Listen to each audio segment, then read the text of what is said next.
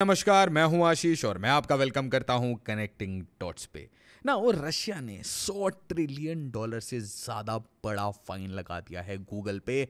और ये इस बैकड्रॉप पे हो रहा है कि US back to back Bharat की कंपनीज पे सैंक्शन कर रहा है। और दोस्तों, ये स्टार्ट होता है सैंक्शन रेजिम में सबसे पहले कंपनीज और इंडिविजुअल को टारगेट किया जाता है और धीरे धीरे सरकार तक बात आ जाती है। और अगर आप if you read between the lines तो आपको समझ आएगा कि गवर्नमेंट की टॉप फंक्शनरी पे भी इनडायरेक्टली सैंक्शन लगाए जा रहे हैं। भारत और यूएस के रिश्ते कब ठीक होंगे और क्या भारत को व्लादिमीर पुतिन के साथ एक कट ऑफ ही करना पड़ेगा यूएस के साथ रिलेशनशिप ठीक करने के लिए? क्यों यूएस ने इसे एक जीरो सम गेम बना रखा है? कहानी बहुत ध्यान से समझिएगा और वीडियो को लाइक जरूर करिएगा और मुझे सोल्यूशन बताइएगा कि भारत यूएस के साथ अपने रिश्ते बिना पुतिन से तोड़े हुए कैसे ठीक कर सकता है। What do we need exactly? Now US sanctions 19 Indian firms on sanction list. और ये सिर्फ अकेले इंडियन कंपनीज को या इंडियन इंडिविजुअल्स को टारगेट नहीं कर रहे थे। इनका स्टेट डिपार्टमेंट वो बैक टू बैक इंडिया की कंपनीज पे लगा रहता है। बट इसमें चाइनीज, नॉर्थ कोरियन, मतलब पुतिन के जितने भी दोस्त हैं, जितनी भी ऐसी कंट्रीज हैं, वहां से रिलेटेड कुछ कंपनीज को ढूंढा जाता है और यूएस स्टेट डिपार्टमेंट उन पे सैंक्शन लगा देता है ना। दोस्तों, क्या मैं आपको बता रहा था कि सैंक्शन गवर्नमेंट के टॉप इंडिविजुअल पे भी लगाया जा रहा है इनडायरेक्टली। एक एग्जांपल आपको देता हूं। जब प्राइम मिनिस्टर मोदी जा रहे थे यूएस विजिट पे, उससे पहले अजीत डोभाल साहब के ऊपर यूएस कोर्ट से एक समन आ जाता है कि भाई Doval don't come to US. ये एक मैसेज है ना, ये क्लियर मैसेज है या नहीं? आप बताइए कमेंट में कि भाई अजीत डोभाल साहब you can not come to US. उसी तरीके से आप देखेंगे कि जस्टिन ट्रूडो, ये G20 आया था और भाई टोरंटो सन ये क्या लिख रहा है, दिस वे आउट। बहुत गंदी बेइज्जती की थी प्राइम मिनिस्टर मोदी ने। क्यों? क्योंकि ये जो पपेट है, स्टेट डिपार्टमेंट का पपेट, ये कुछ भी बोलता रहता है भारत के बारे में। कभी प्राइम मिनिस्टर मोदी का नाम डायरेक्टली लेता है कि भाई ही इज इन्वॉल्व, कभी लॉरेंस बिश्नोई के साथ एसोसिएट करना, कभी अमित शाह का नाम लेना, कभी एनएसए अजीत डोभाल का नाम लेना। और आप डोंट बी सरप्राइज अगर कल के डेट में ये बोले कि we are closely looking at Hindenburg report on Adani enterprises.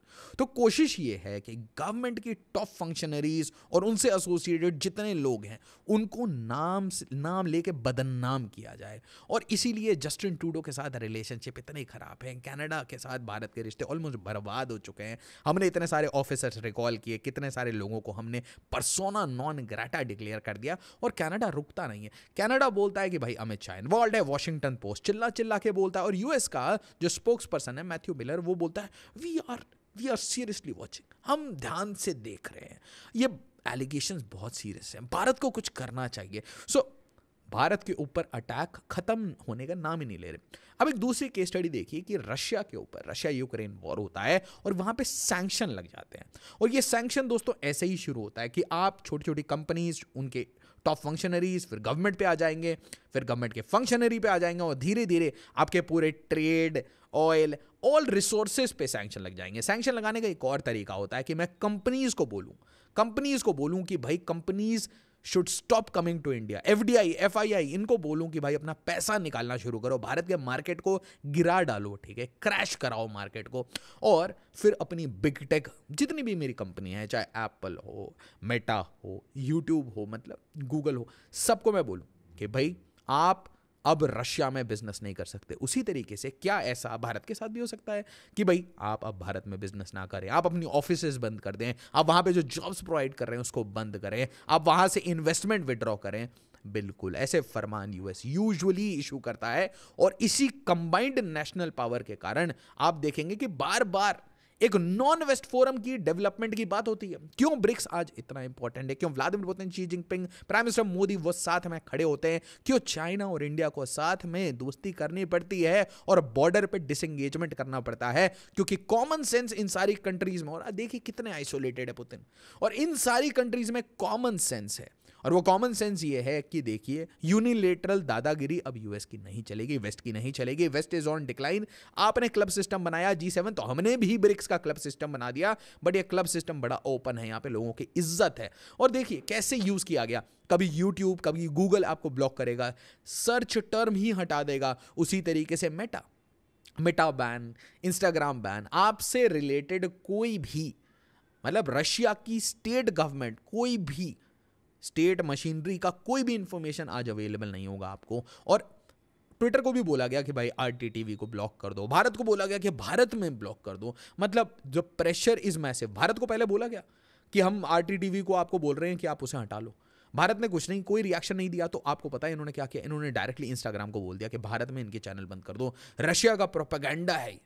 But उसके बाद इन्हीं के अंदर से आवाजें उठने लगती है। वेस्ट में भी कुछ सेंसिबल लोग हैं और वो पूछते हैं कि भाई पुतिन से ना बात करके, पुतिन से ना एंगेज करके, पुतिन के साथ मिसट्रस्ट करके एक न्यूक्लियर पावर के साथ, और मैसिव न्यूक्लियर पावर, हल्का फुल्के में नहीं, 100 न्यूक्लियर वॉरहेड्स नहीं है, 5000 से ज्यादा ICBM लेके बैठा हुआ है भाई बंदा, और हर जगह डिप्लॉय कर रहा है। न्यूक्लियर ट्रायड की कहीं पे भी डिप्लॉयमेंट करके उसकी कहीं भी ड्रिल करता रहता है। तो पुतिन के साथ आप क्यों ऐसे कर रहे हो? और पुतिन का भी देखिए बड़ा क्लियर है कि आप मेरे साथ ये सैंक्शन खेलना बंद करो, चाहे कंपनीज हो, चाहे आपका बिग टेक हो या रशियन ऑयल हो, आप हमें ब्लैकमेल करना बंद करो। ये जो मेरे पैसे बैंक में ब्लॉक कर दिए हैं, FDI FII सब खींच लिया, जिसके कारण रशियंस, ऑर्डिनरी रशियंस वो सफर करते हैं, वो बंद करो। और इसीलिए जितना आप सैंक्शन लगाएंगे, जितना आप ब्लॉक करेंगे, उतना ही हम डी-डॉलराइजेशन की बात करेंगे, उतना ही हम ऑल्टरनेट्स की बात करेंगे। और उसके बाद ये जो डबल स्टैंडर्ड्स है वो इस वॉर में बहुत जल्दी एक्सपोज हो गए।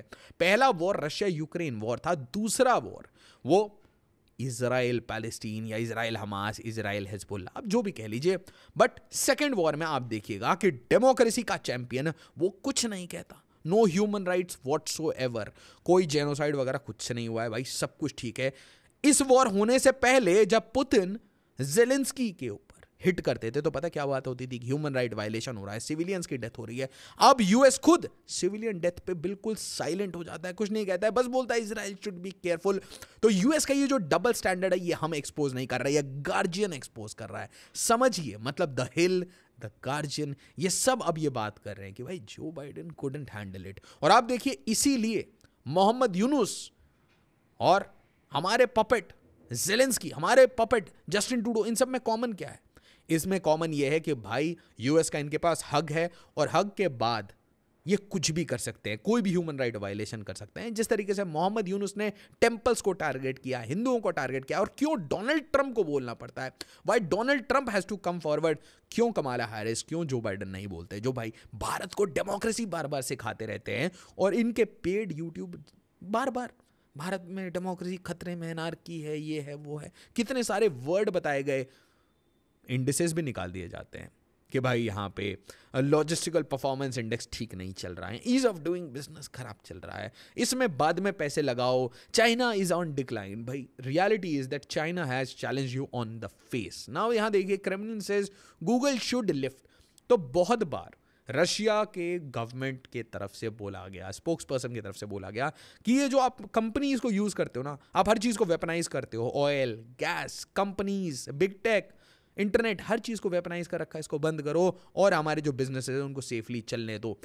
जब ये सब नहीं होता तो रशिया का एक कोर्ट उठता है और वो बोलता है कि भाई 20 डेसिलियन का फाइन है। मतलब एक डेसिलियन के पीछे 33 जीरो होते हैं, और यहां पे जो 20 डेसिलियन है दैट इज 2 के बाद 34 जीरो, और दोस्तों ये डॉलर में है। और ये फाइन लगा है गूगल पे, गूगल जो कि ओन करता है यूट्यूब को, जहां से सारी रशियन एक तरीके से मीडिया को ब्लॉक कर रखा है। अब ये देखिए एक सिंबॉलिक मूव है, this is a symbolic move. और 2022 से जब से ये वॉर शुरू हुआ है तब से अमेरिकन जायंट्स वो बैक टू बैक हिट कर रहे हैं। कहीं पे वो पैसे सीज कर लेते हैं, कहीं बैंक में पैसे सीज होके उस पैसे से व्लादिमीर ज़ेलेंस्की को पैसे दिए जाते हैं, बड़े बड़े ऑर्डर दिए जाते हैं। और आप देखिए जरा कंपेयर करिए, $1 बिलियन, एक बिलियनियर बोलते हैं ना, 9 जीरो उसके बाद $1 लगेगा।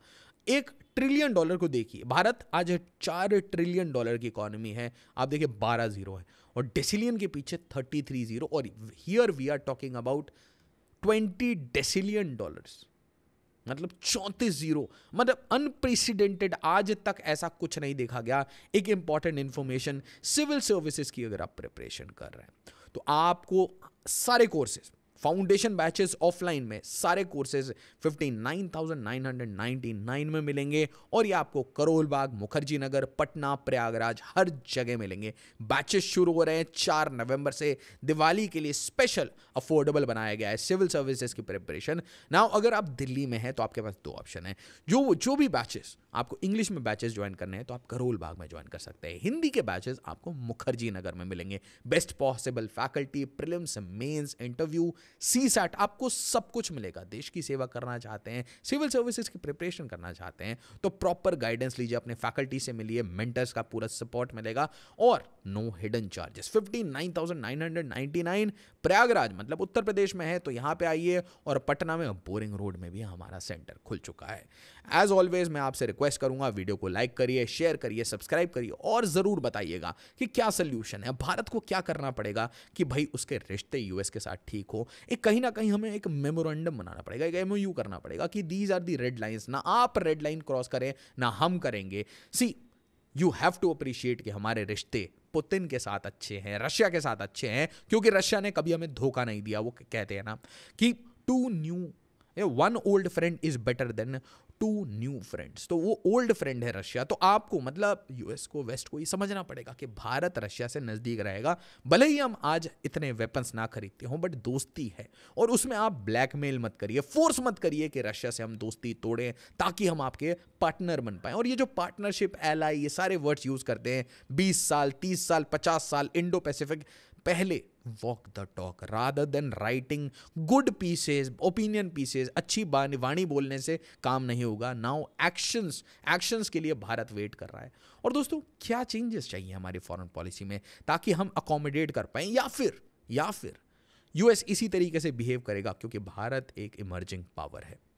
एज ऑलवेज मैं कहूंगा जय हिंद, जय भारत।